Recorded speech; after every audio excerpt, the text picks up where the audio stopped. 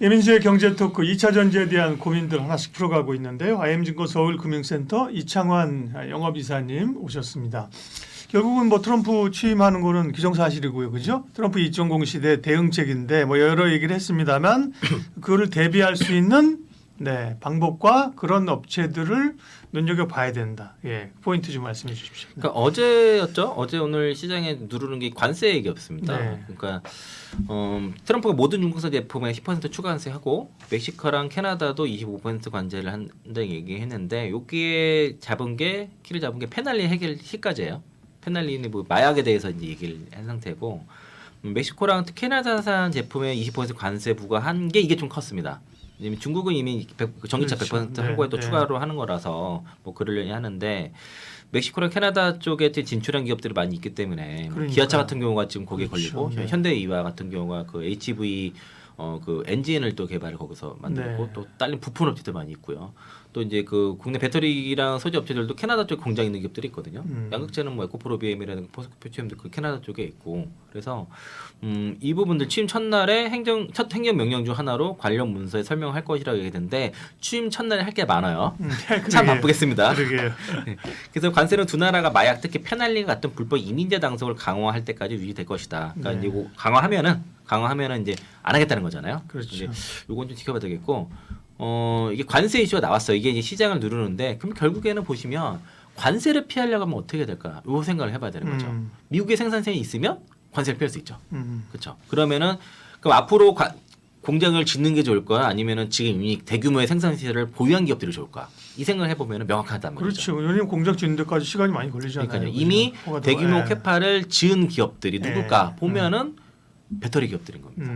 배터리 3사, LG에너지솔루션, SK이어, 삼성 SDI가 될 것이고 또 소재 업체들 중에서는 대부분 다 미국 북미 시장에서 대규모 생산 캐파를 지은 것은 바로 전액 기업들이에요. 엔캠 같은 경우, 덕산테크노피아, 솔브리홀딩스, 동아기업도 찍고 있고 그런 이제 전액 기업들과 배터리 기업들이 사실상 지금 당연히 그렇게 되면은 이제 미군의 생산실을 대규모 갖고 있기 때문에 이런 관세 정책에 의해서는 당연히 그 업체들이 수혜를 볼 게 명확하다는 거죠. 그래서 이제 그런 업체들을 좀 보시면 좋을 것 같다라는 것이고 이미 이제 요 안에서 뭐 그 아이레법에 의해서 생산 세액 공제 보조금이라든가 시설 투자 각각 그 아이레법에 상에서 봐서는 48, 45시 이런 것들 이제 보조금을 받고 있는 상황이라서 이게 쉽게 바꾸기는 어렵고요. 시도는 있을 수는 있는데 아까 말씀드린 것처럼 일부에서 말씀드린 것처럼 바꾸기 어렵다고 보시면 되겠습니다. 거기에 대해서 이제 업체들이 있는데 특히 이제 배터리 3사가 최근에 조선비즈에서 배터리 3사에 대해서 미국 공장 가동 및 건설 현황에 대해서 그래프로 이제 준 게 있어요. 그거 한번 검색하시면 잘 나오고 있기 때문에 제목이 이제 K 배터리 기업 트럼프 시대에도 계획대로 투자 뭐 이런 식으로 제목이 나왔으니까 보시면 되겠고요. LG에너지솔루션이 대략 지금 목표가 가동 북미에서 313기가와트시 공장을 이제 지으려고 하고 있는데 현재 가동 용량이 이제 95 기가와트시에서 30.4%. 30%. 그리고 이제 SK온이 182기가와트시 그 건설 예정이고, 근데 여기는 12% 정도, 22기가와트시 정도 들어가고 가동되고 있고, 삼성 SDI가 103기가와트시 예정입니다. 그래서 여기 33%. 32% 정도 가동되고 있는데요. 지금 SK온이 가동률이 낮아요. 굉장히 이게 가동률 올리는 게 관건인 것 같고. 계속 수율 얘기가 뭐 그렇죠. 있었잖아요. 수율은 지금 상당히 올라갔는데 지금 그 고객사가 포드가 잘 못해가지고 그러면서 이제 이게 현대기아차 쪽으로 올라가고 또 이제 그 닛산도 지금 협의 중에 있고요. 또 그 지커 같은 경우도 SK온은 뭐 중국 쪽에서 협의 중인데 수주 잔고가 엔솔이 500조에 육박을 하고요. 500조에서 지금 넘어가지 못하는 게 좀 문제예요. 사실 유럽 쪽에 수주가 한동안 끊기다가 최근에 올라왔죠. 최근에 한 8건 정도 수주가 나와서 다시 올라가고는 있지만은 수주한가 500조에서 좀 약간 정체된 게 아마 그 어떤 실적과 연관이 됐었고 SK온이 400조에 400조가 넘어갑니다. 그러니까 지금 시가총액이라든가에 비해서 수주량가 되게 많은 편이고 그 닛산이라든가 지커와는 가격을 제대로 받으려고 하고 있어요. 그동안 SK온이 수주가 높은 이유가 엔솔보다는 가격을 좀 낮게 네. 좀 할인해서 좀 판매를 했거든요. 그래서 현대기아차가 좀 많이 쓴 것도 있고 삼성 SDI는 수주가 많이 적다 보니까 늘리지 못했는데 아마 이런 그 노스버스 파산이 결과적으로는 삼성 SDI 쪽에는 크게 기회를 주지 않을까. 그렇죠. 아무래도 유럽향이라든지 삼성 그렇죠. SDI 예. 그쪽이 비중이 각형. 많으니까. 그래서 각형 쪽으로 예. 지금 많이 준비가 돼 있다 보니까 그래서 북미 쪽에서 GM이 그 얼전 3공장을 엔소링 하려다가 그 각형으로 원하다 보니까 엔솔이 아직 준비가 덜 돼서 그래서 그게 이제 SDI 쪽으로 돌아선 거고요. 그 얼텐 상공작은 도요타가 자금을 대서 엔솔이 그 공장 지분을 GM 다 인수한 형태로 해가지고 도요타 쪽으로 돌릴 것으로 보여집니다. 그런 식으로 이제 그 변화가 앞으로 있을 거고요. 그래서 이제 이런 배터리 3사를 잘 그런 관세에 대비해서는 3사가 좀 특히 엘솔 같은 경우가 유리할 수 있다고 볼 수 있겠고 그래서 그저께죠 LG 화학이랑 LG 에너지솔루션이 그 밸류업 그 기업 가치 제고 방안에서 발표를 예. 했거든요. 그래서 이제 엔솔 같은 경우도 지난번 3분기 실적 발표했던 내용이 거의 그대로고 결국에는 이제 추가된 내용은 우리가 사업 앞으로 이렇게 잘해가지고 뭐 2028년도에 현재 2023년 대비해서 매출 2배 늘리고 에비타 마진 28년도에 10% 중반대로 올려서 돈 잘 벌어가지고 주주가치를 위해서 이익 현금 흐름 창출해가지고 어떤 그 투자금 얼마 대해서 그 주주 환원 하겠다 이런 얘기한 거고 LG화학도 마찬가지고요. LG화학 지분을 지금 LG가 매입을 하고 있습니다. 3천억 정도 하고 있어서 LG그룹이 LG화학과 엔솔에 대한 지분을 좀 늘리려고 하고 있다라고 볼 수 있겠고요.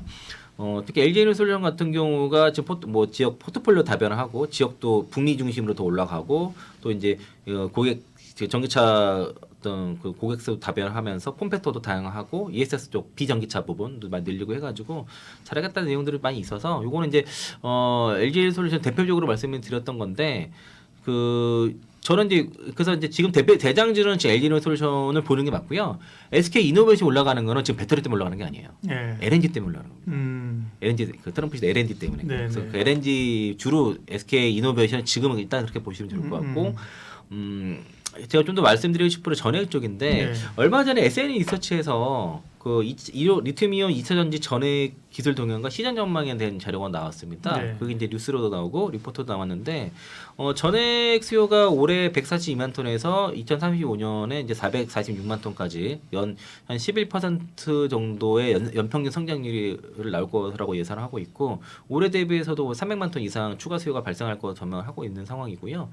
전액은 제가 전액 설명을 드린 적이 있는데요. 이게 이제 들어가는 원료가 용매라든가 리튬이온, 첨가제로 구성되어 있는데 특히 제가 전액도 중요하지만 들어가는 이 리튬이온 기호를 잘 중요하게 봐야 된다라고 좀 말씀을 드렸던 것이고 유통기한이 3-4개월이기 때문에 이제 배터리 업체에 바로 있어야 되는 것도 있고 그래서 북미 공장을 지은 거죠.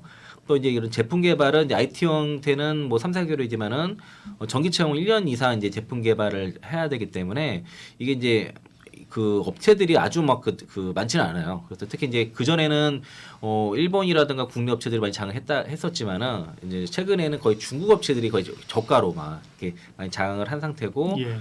대체로 중국 내 인바운드가 많습니다. 대부분 그 비아드 쪽으로 많이 들어가고요. 그리고 국내에서는 엔캠이라든가 덕산테크코피아, 그 동아 기업의 자회사 덕산 일렉트로라이트, 솔브레홀딩스, 솔브레인 정도가 있는데 대부분 이제 배터리 3대에 들어가고 네. 엔캠 같은 경우가 웬만한 지금 기업 다 들어가는 것 같아요. 오늘 그리고 일본 업체 같은 경우도 미쓰비시라든가 이런 데들은 주로 이제 파나소닉이라든가 이런 쪽이 좀 일본 업체 쪽에 좀 들어가고 있는 상황이라서 국내 업체는 딱 정해져 있습니다. 엔캠, 덕산테크코피아, 뭐 동아 기업 그리고 솔브레홀딩스 이 정도에서 딱 정해져 있는 상황이고 일단 저는 뭐 최선호주는 엔킴이 최선호주는 아닙니다. 전에 우리 방송에서 제가 말씀드렸듯이 그때 올해 몇 월째 기억이 안 나는데 엔캠 39만 4천 원까지 간 적이 있었거든요. 제가 그래서 여러 방송 통해서 전략 매도해야 된다고 계속 말씀을 드렸었어요. 실적 추정치에 대해서 괜히 오버해서 올라갔다고 네. 막 강조 드리면서 그때 아마 이것도 욕 많이 먹었던 기억이었는데 지금은 그렇게 전략 매도 이렇게 하면 안 된다고 그러더라고요. 저도 그래서 그 경고를 받았거든요. 네네. 그래서 강하게 매도해서 이러면 안 되고 어. 완곡하게 비중투 네, 이러면은 비중- 알아서 알아들으셔야 돼요. 아. 네, 완곡하게 얘기하면은 비중 축소 뭐 이렇게. 네, 그렇게 하면 알아서 알아들으셔야 돼요. 제가 그러니까. 예전처럼 막 매수해서 이렇게 하면 안 된다고 아. 해가지고 그래서 지금 주의를 받은 상태라서 조심을 예. 하고 있는 상황이고요.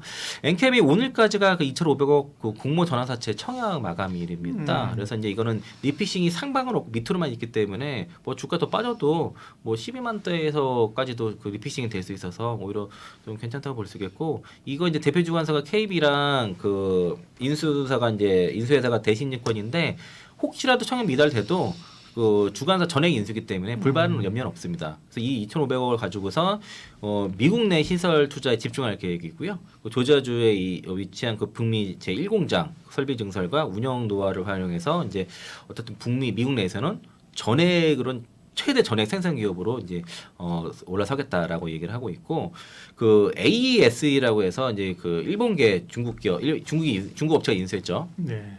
이게 그 ESS용과 ESS용 LFP 배터리에 들어가는 전액 공급을 북미에서 시작을 했고 오늘 그 중국향으로도 납품 뉴스가 나왔습니다. 네. 그래서 이제 그 엔캠 같은 경우는 특히 이제 이 전액 같은 경우는 그 원료의 40%를 차지하는 리튬이 되게 중요하거든요. 이게 거의 100%가 중국이 장악을 한 상태인데 이게 다 내재화를 진행하고 있고 이거를 그 관계사인 중앙천연 소재랑 합작법인으로 이제 새만금에다 EDL이라는 합작법인을 설립을 했고 여기서 이제 새만금에서 일단 5만 톤을 내년까지 이제 구축할 예정이고요. 그 부지상 최종적으로는 10만 톤 계획입니다. 그리고 북미에서 3만 톤 계획을 갖고 있어요. 총 13만 톤에 대한 캐파를 구축을 계획을 하고 있는 상태고요. 그래서 이제 이런 캐중 구간에서도 계속 꾸준하게 지금 투자를 하고 계속 대규모 생산 시설을 다지려 하는 이유가 북미에서 전액 시장이 거의 90%가 다 지금 중국 업체들이 그동안 차지했던 것들을 지금 국내 업체로 다 상당히 대체를 하기 때문에 여기에 대해서 이제 엔캠이 가장 적극적으로 하고 있고 덕산테코피아 이런 뭐 솔브리홀딩스 기업들이 이제 생산 시설 구축을 해서 그 대비를 하고 있는 상황이고요. 또 연내 그 엔캠 같은 경우는 북미 조지아 1공장에서 10만 5천 톤까지 캐파 확장하고 25년부터는 뭐 테네시 그리고 캐나다 온타리오 텍사스 쪽에서도 이제 캐파 증설 좀 추진 중이라서 이런 기업 이런 자금들이 다 생산 시설로 가는 것이고요. 그게 다 매출로 다 찍힌다라고 볼 수 있겠고 또 기존 전액뿐만 아니라 그 전액도 리사이클링이 있습니다. NMP라고 해가지고 이거 리사이클 통해서 여기 통해서 이제 뭐 분산액 등의 이거 리사이클링도 하고 또 분산액 등도 신규 사업을 진출할 예정이고 중앙청산 소재도 리튬이온 사업 말고도 아마 연내나 내년 1분 전에 그 신규 사업을 발표를 할 것 같습니다. 그래서 이제 엔캠이나 뭐 중앙청산 소재 뭐 여전히 저는 그 전에는 매도 의견 드렸었지만 지금에서는 좀 뭐 매수도 가능하지 않겠냐는 건 관점이고요.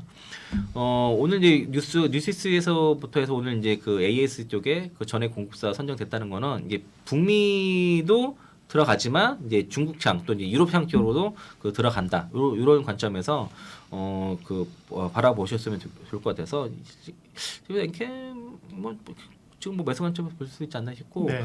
2026년까지 북미 캐파 65만 톤 구축 목표입니다. 그래서 이제 아마 미국에서는 북미에서 1등 할 것 같아요. 엔캠 그 전액 쪽에서는요. 그래서 이제 엔캠 지금 가격이면 상당히 너무 많이 떨어졌다. 고점 대비 3분의 1 토막 났지 않았나요? 이 정도면요. 39만 원대니까 지금 12만 원대인가 13만 원대인가 13만 원대니까 거의 3분의 1 토막 났네요. 지금 가격이면 뭐 해볼만 하다 이렇게 봐서 그래서 이제 아까 이제 그 트럼프 관세에 대응하기 위해서는 북미 내 생산 시설이 있어야 되는데 그게 있는 기업들이 배터리 산사와 네. 전액 기업들이 중심이 있으니까 그런 관세에서 회피할 수 있는 기업들은 그 정도 선에서 한번 투자해 보시면 어떨까라고 말씀드리겠고 다만 엔캠은 제 탑픽이 아니다 말씀드리겠습니다. 네. 2차 전지에 대한 부분별 깊은 이야기 IM증권 서울금융센터 이창환 이사님 함께했습니다. 고맙습니다. 네, 고맙습니다.